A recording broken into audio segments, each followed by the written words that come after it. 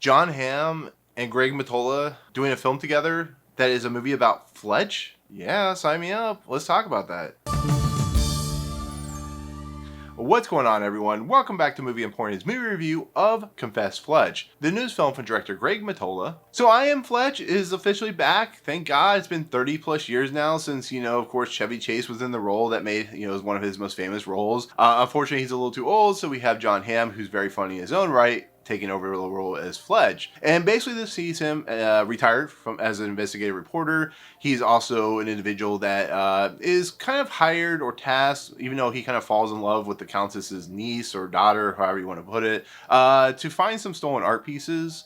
And this leads him to Boston, where he ends up renting a house and ends up being accused of murder. So the Confess Fletch makes a lot of sense there. And in the process, there are two characters from the Boston PD, inspectors and, individuals who were investigating the case, who are Monroe and Gris, who are trying to investigate not only stolen art pieces, but as well as did Fletch murder this particular individual. And it basically sees Fletch doing what Fletch always does, finding his way around the city, being very charming, but also being very investigative. And then he just has to figure out not only who stole the art pieces, but kind of clear his name in the long run of the particular murder that is, unfortunately happened in his stead, I guess you could say. So, like I said, earlier, Fletch is a series that has been in development hell for like 30 some years now. Fletch Lives came out, I think, either in the early 90s or late 80s, somewhere in that time frame. And it's one of those franchises that has been kind of worked around for quite a while. At one point, Kevin Smith and Jason Lee were going to do the movie as a prequel, which of course is a book that was called Fletch 1. It's also, a movie that, of course, Jason Sudeikis was going to take over. So there's been many actors and, directors involved and attached to this particular franchise, but nothing ever materialized because it just, it is what it is. Things start to happen, all that good stuff. And of course, actor Jon Hamm finally came on board to be the producer and the actor for this movie. And you know what? It seemed like a good fit because he brought on Greg Mottola, who of course is known for doing Superbad and of course Adventureland, which I like those movies very much. And it finally seemed right and ripe and this movie was going to finally happen. The only issue is this movie's released in limited release as well as VOD, which is never a good sign because, this is a movie that if it was good, it would be a theatrical release first and then release, a few weeks later on VOD. But I was a little worried even after watching the trailer that this movie wasn't going to be very good. I mean, Fletch Lives wasn't great. Fletch is actually a comedy classic in its own right just because of how good Chevy Chase was in that movie. But I never thought, Fletch Lit or Confess Fletch was ever going to be something worthwhile.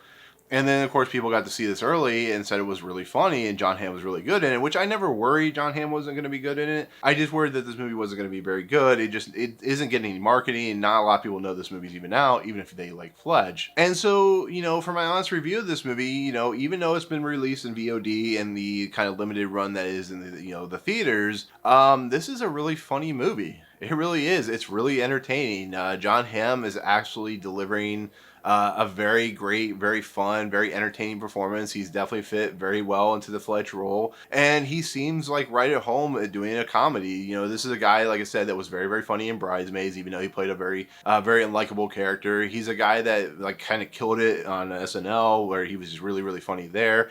And I think Jon Hamm is just a really talented actor that did a really nice job of taking this material, which I'm sure he enjoys Fletch, and just kind of running with it. This may not be as funny as the original Fletch, which is, very much an 80s film, but I think the material that is being given with the art, stolen art stuff, and then him being accused of murder, how he plays off that between the different actors in this movie and the different actresses in this movie, how he's kind of always one step ahead, but always seems one step behind on everything, how he thinks he has everything figured out, but it is not necessarily the things he thinks it's going to be, but also being kind of, a smart sleuth and kind of evading the cops, kind of like what Axel Foley did in Beverly Hills Cop. It's just a movie that has the Greg Mottola sensibilities, which is a very odd comedic tone to his movies, but it also has a very just fun, entertaining, never going to be like the movie of the year type of scenario.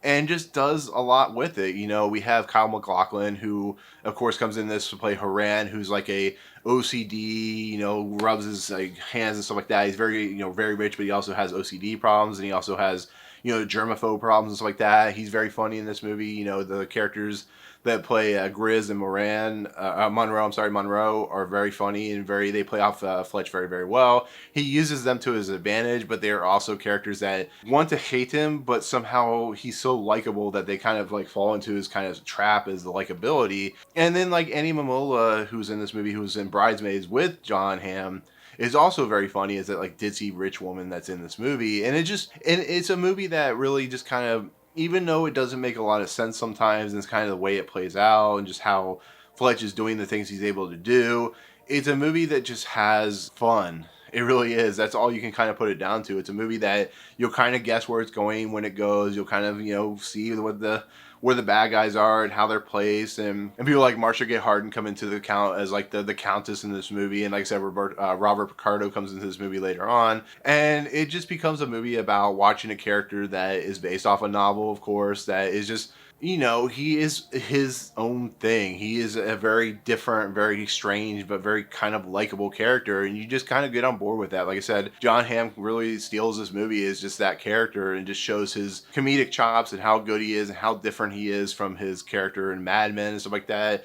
John Slattery is in this movie as like kind of his like man, like his old boss or somebody he was friends with who works at the Boston Globe itself. They work together when he's an investigative reporter. Also very funny relationship from Mad Men that actually works completely well. You can tell the chemistry that they've had for many, many years. And it's a movie that, doesn't really, it's only like 95 minutes and it just kind of goes for the 95 minutes. It kind of concludes after 95 minutes and has a fun payoff, has a fun middle, has a fun beginning, and it really shows the ticks and things that you come to like when you like the character of Fletch. So that's all I can say. Like I said, if there's anything that I didn't like about the movie, it's just some of the things that play out are a little wonky, but you kind of have to forgive it for that. It's just the way that this character plays out. He has to get some breaks that are illogical and kind of plot hole-ish, I guess you could say, to keep it moving. But I think overall, I just really enjoy this film. It's not going to be my top 10 or honorable mention, but it's going to be a movie that, if it shows up on TV, I'll sit down and watch because John Hamm is so likable as an actor and